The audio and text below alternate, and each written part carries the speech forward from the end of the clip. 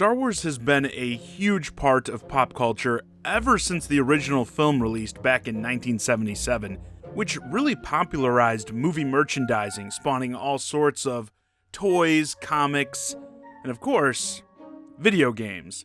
Now, there have been so many Star Wars games released over the years that sure, they have been hit or miss, but great ones released fairly regularly, with many Star Wars games being considered some of the best games of their time. Titles like the Super Star Wars games on the SNES, Shadows of the Empire on N64, Outcast, Jedi Academy, the good Battlefront games, the Knights of the Old Republic series, these were trendsetters. And don't even get me started on the arcade games. Yes, for decades, players consistently had high-quality Star Wars games to look forward to. But that was before the dark times. Before Disney bought Star Wars and gave the Sith Lords at EA an exclusive 10-year contract to produce Star Wars games.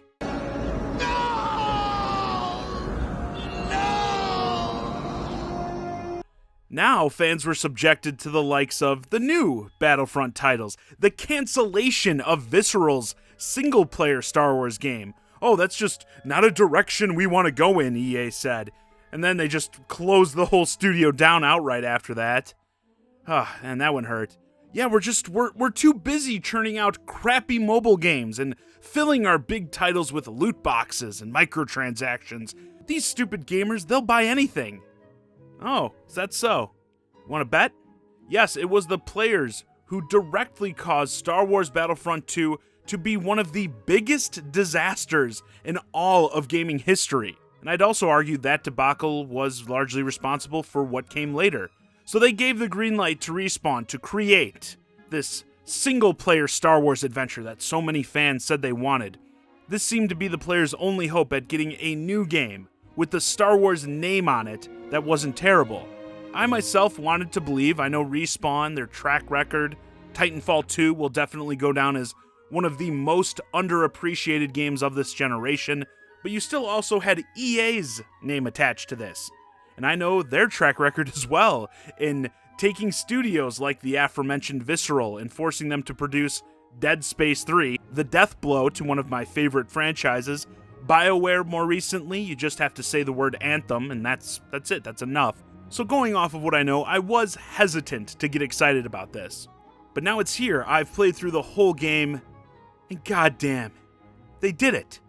They made a game truly worthy of the Star Wars name that will no doubt go down as a classic on the level of those older games I mentioned earlier. Star Wars Jedi Fallen Order takes place a few years after the infamous Order 66 that wiped out most of the Jedi. Our protagonist, Cal Kestis, played by Cameron Monaghan, who many of you may know from the Gotham series. Cal is a former Jedi Padawan whose master was killed during Order 66, and since now the remaining Jedi are being hunted to extinction, he's just trying to survive living under the radar as a ship cutter on the planet Baraka. But if we know anything about Jedi, no matter what they do, they are not going to be allowed to just live out the rest of their days. Soon after we meet him, an accident occurs at his worksite where he needs to use his force powers to save a coworker. Word of this quickly travels to the Sith Inquisitors, who are specifically tasked with hunting Jedi, and he is immediately thrust back into the galactic struggle as he attempts to not only evade Imperial pursuit, but he also learns of a Jedi holocron that holds the identities of Force-sensitive children, so he decides to search for that as well, as it could be used to rebuild the Jedi Order, or to eradicate these children and the potential threat they pose to the Empire if they get to it first. The story does a great job of utilizing things people already know about the Star Wars universe as a backdrop to craft an engaging new story with a fun cast of new characters. I was really happy to see a story of a rising Jedi that didn't start at the beginning, learning about the Force. Oh, it's all around us and all living things. We know. We've heard it a million times. With our hero already undergoing some Padawan training before we meet him, we don't have to retread over all that territory again. He already knows about the Force, has his own lightsaber. He just needs to develop his skills further. I definitely feel at this point in the life of the Star Wars franchise, we don't need to introduce anyone to these concepts. Your average person already knows the basics. At the same time, though, there are plenty of narrative nuggets, little Easter eggs in that, calling back to various Star Wars media, including the animated series, that will be an absolute delight for the more hardcore fans. Gameplay-wise, this title is really an amalgamation of a bunch of games. In terms of exploration, for instance, it's very much a Metroidvania. You explore sprawling environments with multiple pathways, as well as twists and turns throughout. You unlock shortcuts along the way to make it easier to get back and forth between different locations. You'll learn new skills like double jumping that allow you to access new areas, as will your droid sidekick BD. He'll learn to override and slice control panels. BD also learns how to hack enemy droids. That's a skill you're definitely going to want to take advantage of, especially when you start encountering harder droid enemies. You can hack them and just watch them beat the shit out of other droids, stormtroopers. It's fantastic. And it's one of those deals where, you'll get the skill like a double jump and go, oh, there was that ledge back on the last planet that I could probably get to now with this double jump. So you'll want to backtrack and see what's up there. There may be a hidden boss character up there and unlockable, and this backtracking will help pad out the playtime a little bit.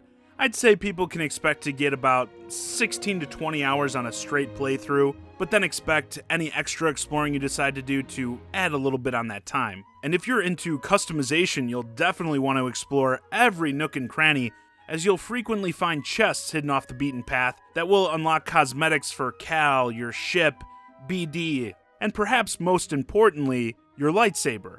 Yes, you can customize not just the color of the blade, but various aspects of the hilt, like the switch, emitters, even the material it's made out of. Yeah, I definitely spent more time with that than I needed to. Combat is more akin to Dark Souls, mostly Sekiro actually, and that's not just because the game is difficult, like, oh, the game is hard, so that makes it like Dark Souls. It's really not even that hard in my opinion, unless of course you play on the tougher difficulties. It does consist of third-person action combat.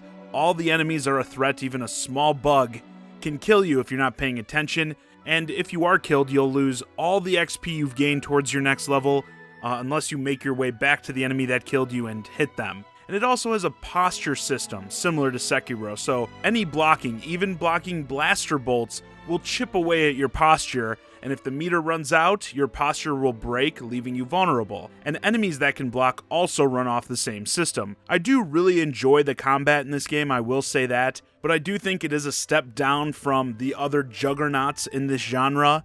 It's just not as refined. And I understand this is a bit of unknown for Respawn. They're definitely not a company we associate with these types of games. So for a first attempt, I think they did a fantastic job, and it's going to be great to see where they go from here. As you push through the game, you'll also find these little meditation circles along the way that act as your bonfires. Here you can meditate to heal up, replenish your healing items, all that, and of course, doing so will respawn all the enemies on the map. Doesn't make a whole lot of sense in the Star Wars world, but I get it's something people expect to happen in these types of games, so it's fine. And this is where you'll also spend the skill points you acquire from leveling up on new abilities, which allow Cal to become even more of an imposing force. They did a great job building him up, getting him more powerful. At the start, his powers are very limited. He never finished his training after all, so it does make sense. So even like a few stormtroopers may give him some trouble, but as you progress, you're gaining powers, making those powers more powerful, and before you know it, you'll encounter like a group of those same stormtroopers and be able to just force push them all off a ledge. Just so satisfying. Making sure players get that Jedi power fantasy while also making the game challenging is a fine line to walk, and I think the way they have you unlocking abilities that allow you to destroy some foes in certain situations while introducing you to new enemies that some of those tricks may not work as well on is great. The other game series that I'd say this title draws a bit of inspiration from is actually Uncharted. The cinematic platforming, climbing in that feels very reminiscent of the Uncharted games, especially when they're combined with epic set pieces. While Fallen Order does seem to borrow a lot from other titles, it did pick superb ones to borrow from, and the developers combined all these elements to make something that feels familiar gameplay-wise, but also has a unique Star Wars spin on it all. Visually, the game is beautiful. The planet hopping allows you to explore very diverse environments with unique enemies. Some of these planets are big-time fan favorites that maybe you don't get to see much of in other Star Wars media, which made them really fun to explore. I will say I did have some performance issues while playing the game. I encountered some bugs where enemies would jump through the floor to their death, which I still got the XP for, so not really a complaint here. But also even some game-breaking stuff when interacting with the environment that did require a system restart. None of this happened regularly, but there was a consistent issue I had with frame rate on my Xbox One X. This may be dependent on platform, so that's why I want to note that I was playing the game on my X, and this happened regardless if I played the game in the picture mode like 4K 30 or in the 1080p 60 performance mode. Things would regularly take a dive in the frame rate department. It seems like a loading issue to me, as sometimes there'll be elevators or these narrow pathways Cal has to crawl through that'll mask the loading into the next area. But you're still dealing with these big levels with no actual loading screens, so I think it mostly has to do with the game trying to load the next area or enemies off in the distance while you're moving through the environment. I noticed this mostly happening when I die and try to just run back to the enemy that killed me as quickly as possible to get my XP back. And that's what makes me feel like it has a lot to do with the game loading different areas, as obviously when you're just sprinting through as fast as possible, you're going through a lot of the map very quickly, and it's even harder for the game to keep up, so it would make sense that the game really chugs while you're doing this. Thankfully, this didn't really happen to me in intense moments like boss fights, so it wasn't something that took much from my enjoyment of the game. Hopefully they can patch out some of those issues down the line though. Overall, I can't believe they got me to do it, but I have to praise an EA game here. Star Wars Jedi Fallen Order is a must-play title for Star Wars fans, and certainly one I think people should play if they enjoy the types of games it takes inspiration from. I know many others have praised it, and the game has also been a commercial success, with EA touting that it broke various digital sales records for the company, including being their fastest-selling Star Wars game on PC. It's not hard, guys. Make a good Star Wars game and people are going to buy it. If I was running EA, I'd be having dump trucks full of money dropped off at Respawn's office and tell them to just keep making more of this. Maybe given the game's success, they could loosen the reins up a bit on their other studios and give them a crack at the franchise. Because again, making money off the Star Wars property really shouldn't be that hard in my opinion. And games like Jedi Fallen Order are going to do much more than just make them money. Because EA, it's no secret, is one of the dirtiest names in the gaming business. A lot of players, they see that logo and they just run for the hills. A game like this can help win some of those people back. And I'm not saying, to be clear, oh, now that they made this, EA is great, you gotta support them, guys. No, not saying anything like that, but this is a first step.